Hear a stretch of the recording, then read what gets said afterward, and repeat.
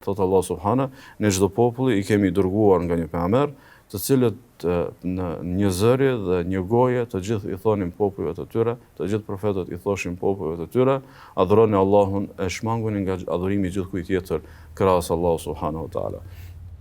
Kështu që kur e vërtetojmë, ashtu sikur se e kemi nënvizuar në më shumë se sa një herë në ligjratat e mëparshme se qëllimi i ekzistencës është adhurimi i Allahut subhanahu wa taala dhe profetët janë dërguar pikërisht për këtë vërtet madhe.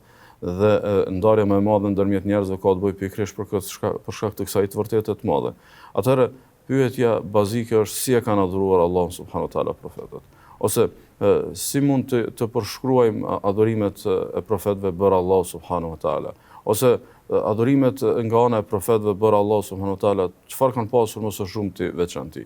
Ajo që duhet padyshim, ajo që duhet pa kurfar më dyshje të jetë përgjigjja e parë dhe përgjigjja më me jehon është që ata më së shumti, e më së shpeshti, e më së shumti për kushtim e kanë adhuruar Allahun subhanahu wa taala nëpërmjet namazit.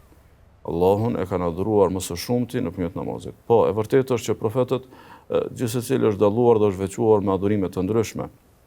Ka pasur adhurime në të cilat kanë qenë më të përkushtuar se në të tjerat, mirë po përkushtimi më i madh, i cili është i përbashkët tek gjithë profetët, i cili përkushtim është i pranishëm tek gjithë profetët, i cili përkushtim nuk mungon tek asnjë profet.